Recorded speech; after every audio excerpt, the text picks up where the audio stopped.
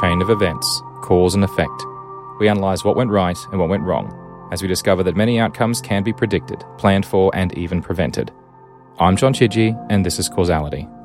This episode is brought to you by Manytricks, makers of helpful apps for the Mac. Visit Manytricks or oneword.com/pragmatic for more information about their amazingly useful apps. We'll talk more about them during the show.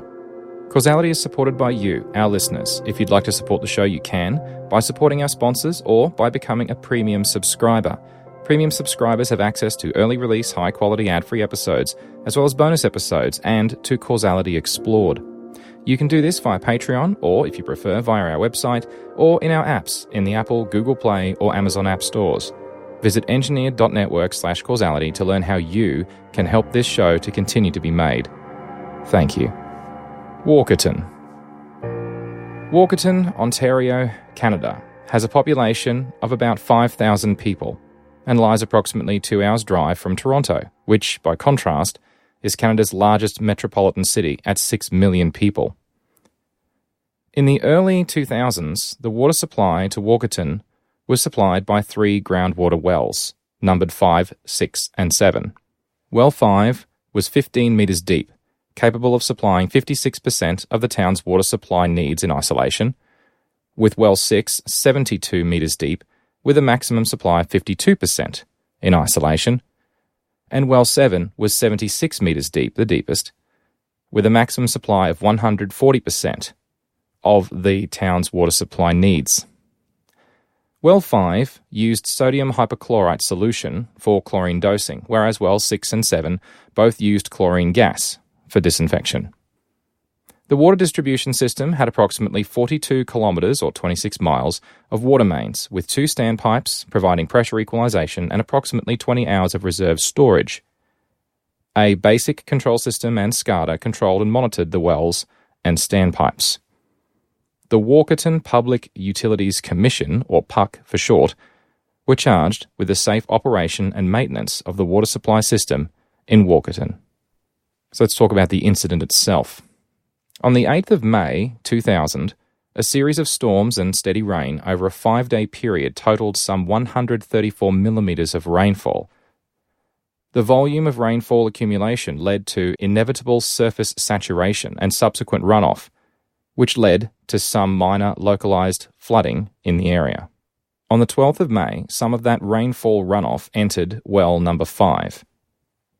On Monday, the 15th of May, Stan Cobell returned on shift and noted that well 7 was not operating. Every Monday, and this was no different, the operators collected their weekly samples from each of the wells and from key sample points in the distribution system. Around this time, a construction project was underway that required the installation of 615 metres or 2,000 feet of replacement water mains on Highway Number 9 in southwest Walkerton, between Wallace Street and Circle Drive. On Wednesday, the 17th of May at 9:14 a.m., the A&L laboratory faxed the results from the Highway 9 project water samples to the PUC. All 3 samples indicated positive for total coliforms and E.Coli. At 2:37 p.m. that afternoon, the remaining tests from the A&L lab were faxed to the PUC, with a sample labelled well 7 treated, positive for total coliform and E.Coli. Further, the tests indicated coliform bacteria greater than 200 CFUs per 100 mils, E.Coli greater than 200 CFUs per 100 mils, and a heterotrophic plate count of 600 CFUs per mil. By Thursday, the 18th of May, the number of illnesses had increased significantly, with a 7-year-old and 9-year-old admitted to the Owen Sound Hospital, and about 20 students from the Mother Teresa School reported in sick. Members of the public, including concerned parents, had contacted the Walkerton PUC to confirm the water was safe to drink, however, were not told that anything was wrong. By Friday, the 19th of May, 8 people had a documented 3-day history of symptoms, with now more than 25 absent from the Mother Teresa School, 8 from Walkerton Public, and 3 residents from the Maple Court Villa Retirement Home were also affected. Dr. Kristen Hallett, a paediatrician from the Grey Bruce Health Services, had 2 patients referred to her from the hospital with similar symptoms. At approximately 9 a.m. that day, Dr. Hallett contacted Dr. Murray Quigg, the local medical officer of health, MHO, to inform him that her food history investigation of those patients indicated contaminated water was the most likely cause, with E. coli the most likely pathogen. During that day, James Schmidt, the public health inspector in Walkerton, received multiple calls and proceeded to call Mr. Kobel at 2:21 p.m. directly, asking him about any issues with the water supply, to which Stan Kobel indicated he thought the water was okay.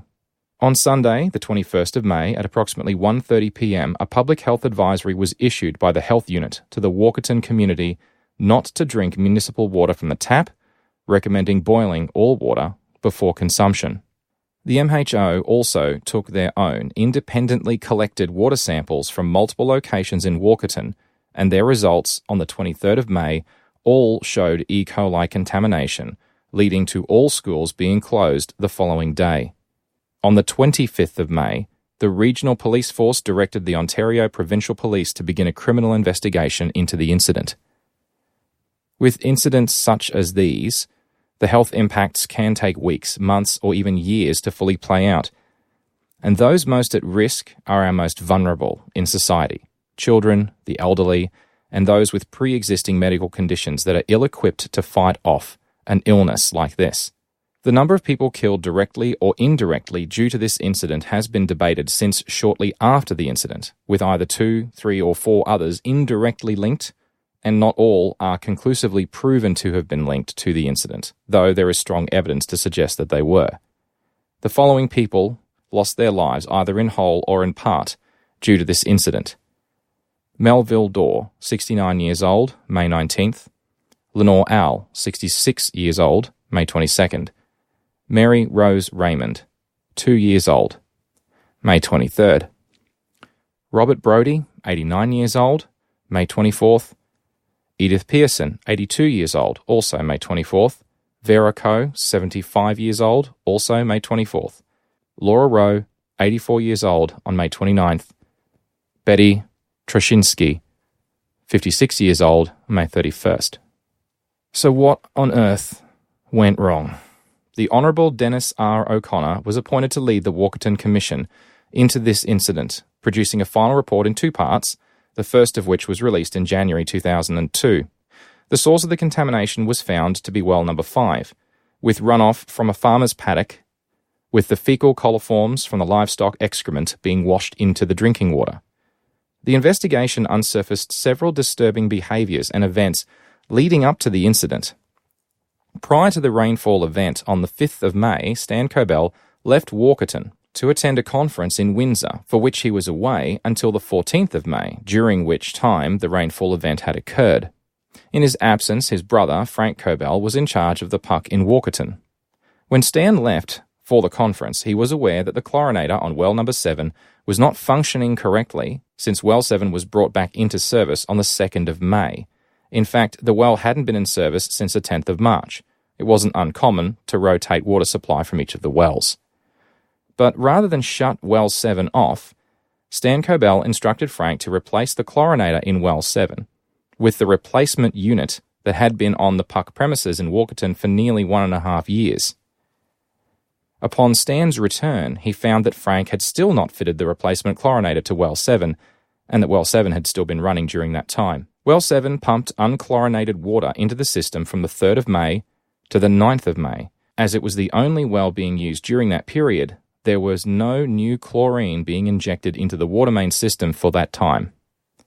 The correct course of action would have been to leave wells 5 and or 6 running, while the chlorinator in well 7 was replaced, and then to return well 7 to service, an activity that would have taken about a day of end-to-end activities to complete absolute maximum. Chlorine residual needs to be maintained to ensure that any bacteria are killed before the water is consumed, but that's something we'll explore separately. Despite the fact that both Stan and Frank Kobel were aware that chlorination was required at all times as mandated in the Ontario Drinking Water Objectives and Bulletin 65-W-4, chlorination of potable water supplies, when interviewed following the event, they believed that unchlorinated water from well 7 was safe because it was from a deeper well. In addition, PUC staff would regularly drink raw, unchlorinated water at the well because it was cold, clear, and clean, and tasted better than chlorinated water did.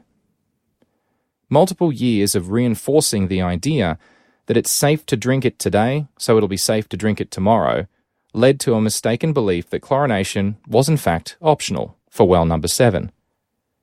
In the history of the plant, there had been no incidents like this, which also fed a mistaken belief that anything like this could actually happen.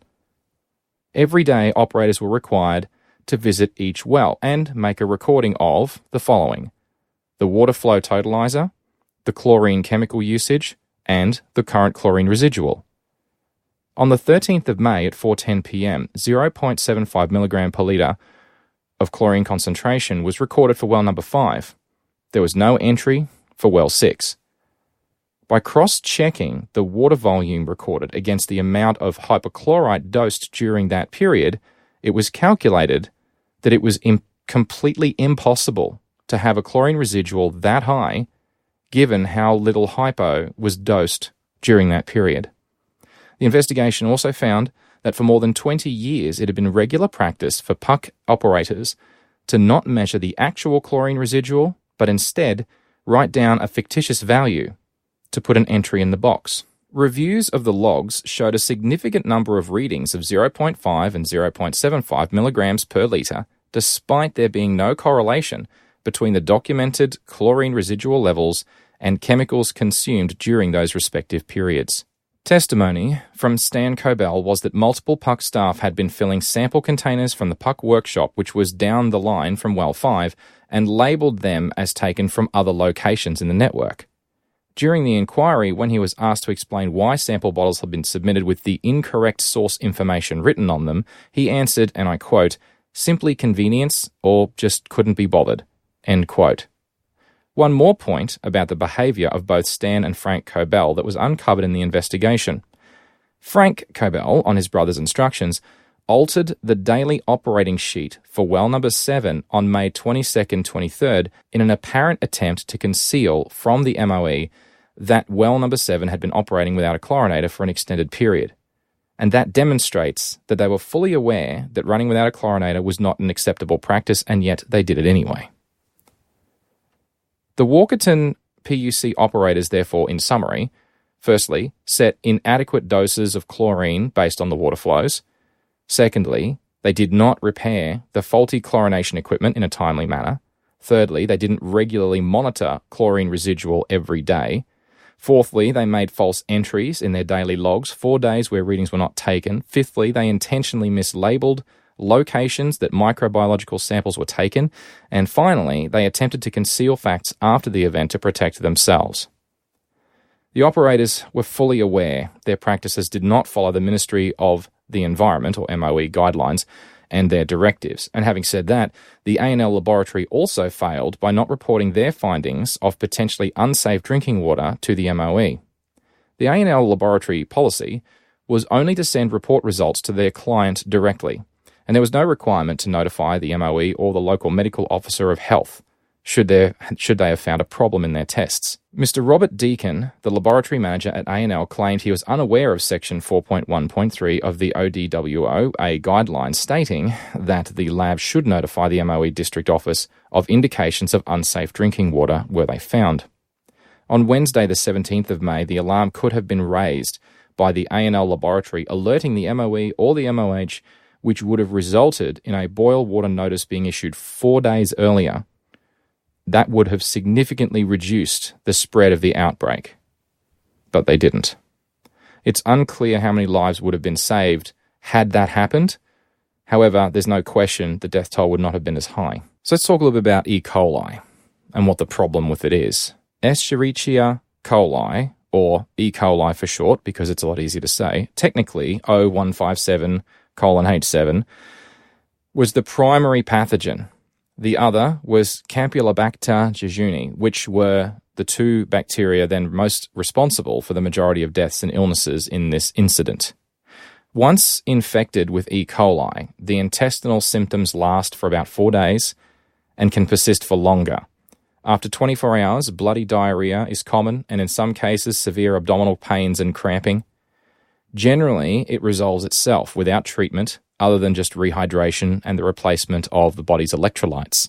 However, for some people, particularly children under 5 years of age and the elderly, E. coli infection can be far more serious, causing hemolytic uremic syndrome, HUS, after 5 to 10 days of infection, leading to anemia, low platelet counts, and in some cases, kidney failure. In the most extreme of cases, these complications can result in death. Campylobacter jejuni is the most common variant, and it was implicated in the Walkerton incident as well.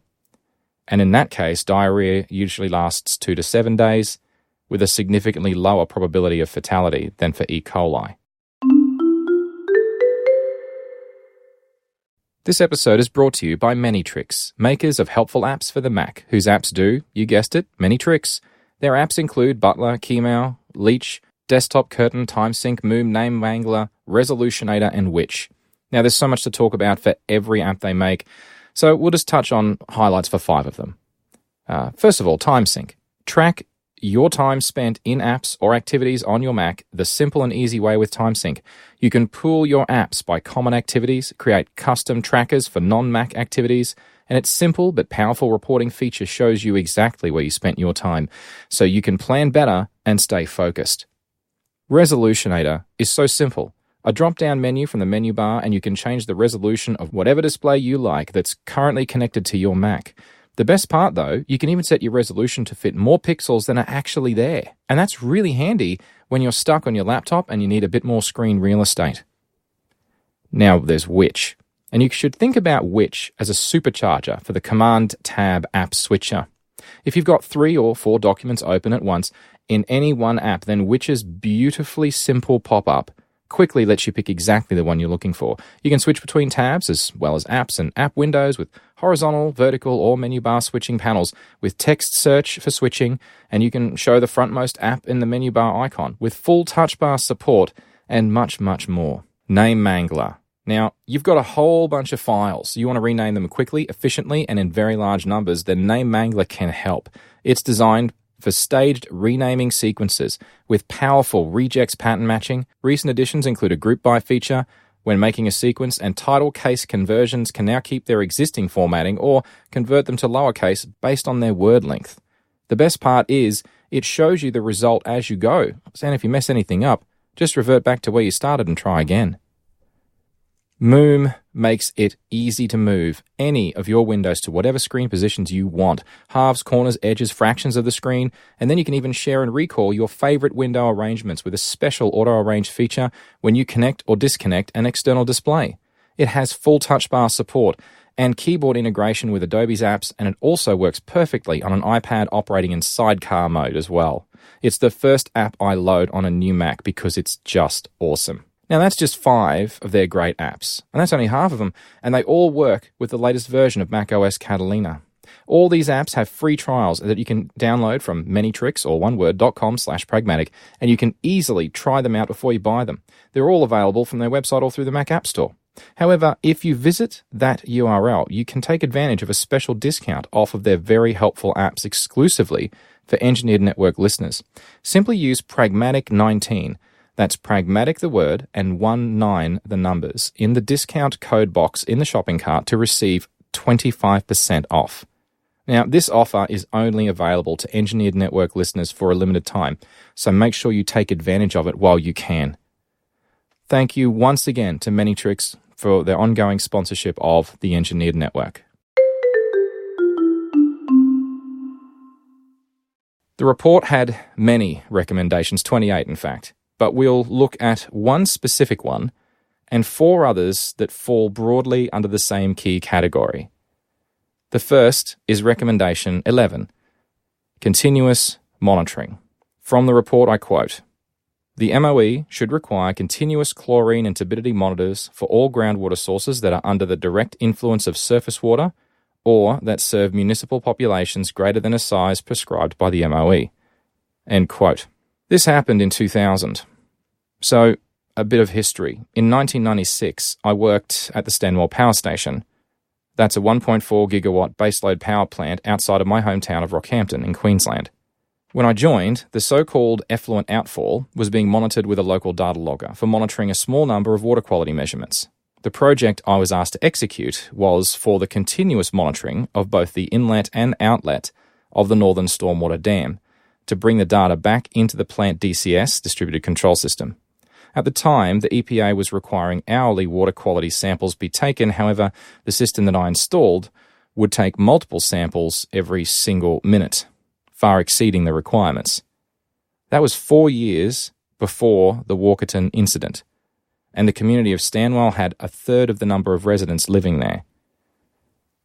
The point, though, is that continuous monitoring using either a local data logger or a centralized SCADA system was well and truly tested and available technology that was not that expensive, that could have been fitted easily into the Walkerton water treatment system had they wanted to. In the past 20 years working in water treatment facilities of all different sizes, but particularly in southeast Queensland, I've never seen a system that relied solely on manual measurements, except occasional cross-checking for equipment calibration. Better safe than sorry. Moving on to the other recommendations, of which there's 4, 20, 21, 22, and 23, and they all broadly discuss training. So I'll read each, and then I'll summarize, and then I'll summarize all of them at the end. Recommendation 20, I quote, "The government should require all water system operators, including those who now hold certificates voluntarily obtained through the grandparenting process, to become certified through examination within 2 years and to be periodically recertified." End quote. So, yes, please ensure the people that are in charge of the plant are actually certified to do so, and you have 2 years to get it done, by the way, and plan to recertify them every so often. That's a good idea. You should get on that. And spoiler alert, they did, following the incident. Recommendation 21. The materials, and I quote, "The materials for the water operator course examinations and continuing education courses should emphasize, in addition to the technical requirements necessary for performing the functions of each class of operator," and this part is in italics, "the gravity of the public health risks," back to normal text, "associated with a failure to treat and or monitor drinking water properly, the need to seek appropriate assistance when such risks are identified, and the rationale for and importance of regulatory measures designed to prevent or identify those public health risks." End quote. So in other words, make sure your operators understand that they could kill people if they don't do their jobs properly. A little dose of fear when you're dosing chlorine goes a long way. Recommendation 22. I quote, "The government should amend Ontario Regulation 435/93 to define training clearly for the purposes of 40 hours of annual mandatory training with an emphasis on the subject matter described in Recommendation 21. End quote. Now, this is subtle, but it's really important. I'm an RPEQ, Registered Professional Engineer in Queensland, and a Chartered Professional Engineer in Australia, CPEng. And in order to maintain those qualifications and certifications, I'm required to undergo recordable and audited continuous professional development, or CPD for short. Now, that CPD could include training, but it stipulates that it must be training that's relevant to my discipline, amongst other things. It's not like I spoke to this guy in the corridor and he taught me how chlorine works, so I'm like trained now. No, it needs to be structured, reviewed, relevant training that's recorded and tested. Otherwise, there's no point. And when I write down my CPD, I guarantee you, Engineers Australia, check it. All right. Recommendation 23, last one. I quote, "The government should proceed with the proposed requirement that operators undertake 36 hours of MOE-approved training every 3 years as a condition of certification or renewal. Such courses should include training in emergency issues with water treatment and pathogen risks, emergency and contingency planning, the gravity of public health risks associated with the failure to treat and or monitor drinking water properly, the need to seek appropriate assistance when such risks are identified, and the rationale for and importance of regulatory measures designed to prevent or identify public health risks." End quote. That was a long couple of sentences, but this kind of repeats and expands on the previous 3 points, which I think probably could have been worded in a more intertwined way, but in essence, yes. Make the training regular, 3 years. I would have said annually, personally, but that's just me. The key training points are very good, though. They're focused on abnormal operation, how to deal with emergencies, and yes, let's remind them again and again that they could kill people if they don't do their job properly. think that's a good idea too. To wrap up on training, we did actually speak about that on episode 27 about Gare de Lyon, and it's worth repeating here. When operators are asked to operate any kind of plant, they need to be taught the consequences of incorrect operation. And whilst it sounds obvious for something like water treatment, we all drink water, and hence we could make a lot of people sick or even kill them if we make mistakes in how we treat, or in this case don't treat, our water before it's consumed. People think that training's about learning how to do something correctly over and over and over, and yeah, that's part of it. But the most important part of operator training isn't how to start it up, shut it down, or run, or test, or maintain it necessarily. It's how you handle upsets, unplanned activities, worst-case scenarios, and in this case, an E.Coli outbreak. Training, in this case, would have been, as soon as the results came back and they were bad, shut it down. Shut it all down. Warn people. But they didn't. Understanding the importance of the laboratory testing as a measure of water quality, rather than thinking that you can tell there's E. coli in the water just by tasting it, this is a huge knowledge and competency gap that's honestly it's very hard to fathom. So it brings me to the final question, possibly the most important question in this whole incident. How the hell did Stan and Frank Cobell end up running a water utility in the first place? So let's talk about Stan for a second. Stan was a certified Class 3 operator of a water distribution system. He joined Walkerton Puck in 1972 when he was 19 years old. His father was the foreman of the Walkerton Works department at the time, and he had an 11th grade education. For the first 4 years of his career, he worked under Ian McLeod, the then general manager of the Puck, before changing to electrical supply and distribution, completing a linesman apprenticeship.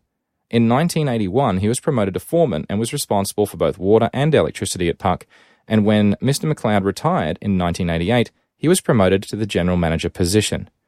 The only course Stan Cobell attended following the most recent promotion was a leadership training course.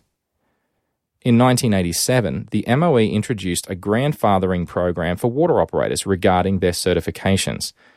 For those unfamiliar, a grandfather policy is a provision in which an old rule continues to apply to some existing situations while a new rule will apply to all future situations. Those exempt from the new rule are said to have grandfathered rights or acquired rights, or to have been grandfathered in, depending on who you speak to. In the context of this certification, in this case, operators were deemed through experience to have implicit certification through demonstrated capability, and therefore could be safely granted a certification using experience as their sole measure for qualification. I'll talk about that a little bit more in a minute. Back to Stan Cobell. So, at the time, Mr. McLeod submitted Stan Cobell's name to the MOE as he had been certified as a Class 2 operator, although he had never been required to pass an examination. He had been recertified as a Class 3 when in 1996 the Walkerton water system was reclassified as Class 3, again without any MOE assessment of knowledge or skills. During the testimony, Stan Cobell stated that he did not know what E. coli was, nor of its implications to human health. He did not fully understand turbidity or organic nitrogen.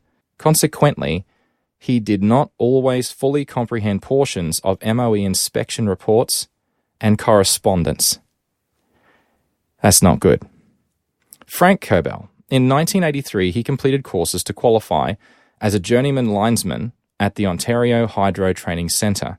Prior to 1988, approximately 1/4 of Frank's time was spent working on hydroelectricity, with the remainder on the water system. In 1988, he was promoted to foreman in the same time period that his brother was promoted to general manager. Frank obtained his Class 2 certification via grandfathering and later his Class 3 without being required to complete any courses, with no competency testing or examinations, just like his brother. During testimony, Frank Cobell also admitted to many knowledge gaps that matched Stan's. However, additionally, he was unaware of what total chlorine was. He didn't know what free chlorine was. Nor was he aware of the Chlorination Bulletin nor Ontario Regulation 435/93 regarding requirements for the licensing and competency of operators. In the entirety of his 25 years he worked at Walkerton PUC, Frank Cobell admitted he had never attended a single training course about chlorination in any form. So let's talk about the fallout. The Ontario government paid more than 72 million Canadian dollars just in compensation to the victims of the incident and their families, and the total economic impact of the incident was approximately 155 million Canadian dollars. The former manager of Walkerton's Utilities Commission, Stan Cobell, was jailed for 1 year for his role in this incident. The former foreman and Stan Cobell's brother, Frank Cobell, was sentenced to 9 months of house arrest. A total of 10,189 claims were made, with 9,275 qualifying for compensation. After 7 months since the boil water advisory and at a cost of $11 million, the Ontario Clear Water Association finally announced the water was once again safe to drink. Despite that announcement, it took residents many years before they trusted the town water supply again, with many choosing to stick with bottled water instead. So what do we conclude from all of this? The depth of the ignorance, laziness, and careless disregard for common sense is almost laughable. If they hadn't managed to kill people and make approximately 2,320 people sick, which was effectively half the town's population. There are definitely some similarities to Flint, Michigan, insofar as the operators didn't understand what they were doing. They fit the dictionary definition of incompetent, and there's a link in the show notes if you don't believe me. Grandfathering a certification on the basis of demonstrated experience isn't a very good idea. If someone is competent through experience, then surely they wouldn't mind, sitting a short test, maybe? What's free chlorine for water treatment? I don't know, could be relevant. The logical flaw where experience is used as a sole indicator of competence is this. Just because you've been doing something for 25 years and you're very consistent at it because you've had lots of practice, that just might mean you're doing it consistently badly or wrong for 25 years. That's all it tells you. Experience matters. Yes, it does. Of course it does. But it has to be practically demonstrated. Beware anybody that opens up with the line, I have 25 years of experience, and then demands respect. It doesn't work like that. The fundamental problem I have with situations like this is the promotion of the wrong people. If a company or a utility where nothing has gone wrong for many decades has a key player leave, and that person has been a key reason why there have been no incidents and no issues for decades, and they could leave because they retire or they're downsized, a few years after that happens, that's when we start to see incidents occurring. And why is that? Well, some people call it a brain drain or the grey drain, but it's more subtle than that.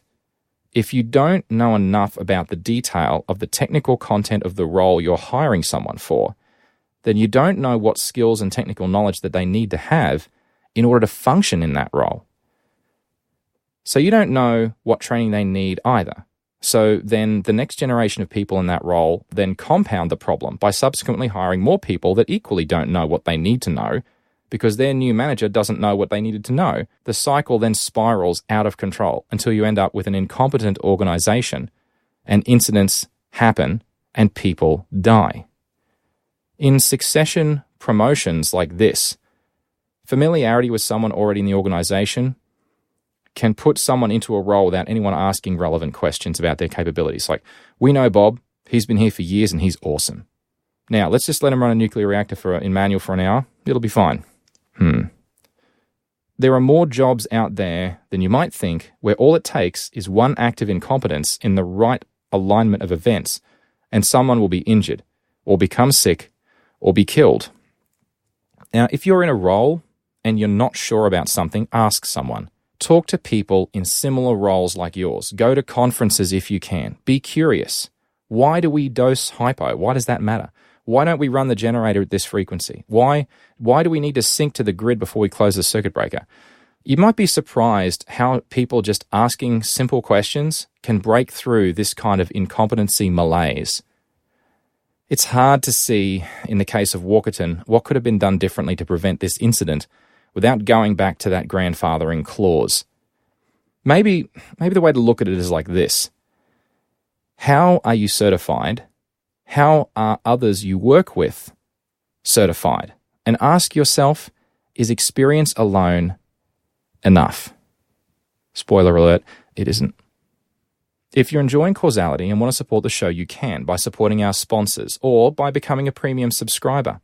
You can find details at engineered.network/causality, with a thank you to all of our patrons and premium subscribers, and a special thank you to our Patreon Silver producers Carsten Hansen, John Whitlow, Joseph Antonio, and Kevin Koch. And an extra special thank you to our Patreon Gold producer, known only as R. Premium subscribers and patrons have access to early release, high-quality ad-free episodes, as well as bonus episodes and to Causality Explored. You can do this via Patreon, or if you prefer, via our website or in our apps, in the Apple, Google Play, or Amazon app stores. Visit engineered.network/causality to learn how you can help this show continue to be made. Of course, there's lots of other ways to help, like favoriting this episode in your podcast player app or sharing the episode or the show with your friends or via social media. Some podcast players let you share audio clips of episodes, so if you have a favorite segment, feel free to share that too. All these things help others discover the show and can make a huge difference too. I'd personally like to thank Manytricks for once again sponsoring the Engineered Network. If you're looking for some Mac software that can do many tricks, remember to specifically visit this URL, manytricks, or one word, .com/pragmatic for more information about their amazingly useful apps. Causality is heavily researched, and links to all the materials used for the creation of this episode are contained in the show notes. You can find them in the text of the episode description of your podcast player or on our website. You can follow me on the Fediverse at Chidgey at engineered.space, on Twitter at John Chidgey, or one word, or the network on Twitter at engineered_net. This was Causality. I'm John Chidgey. Thanks so much for listening.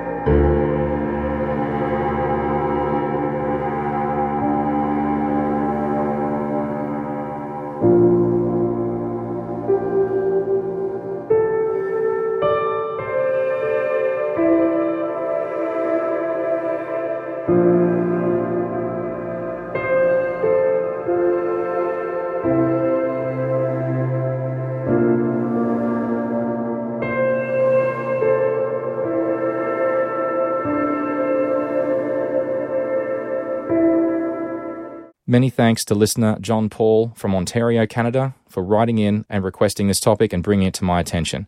Good luck in your studies, John. I hope they're going well.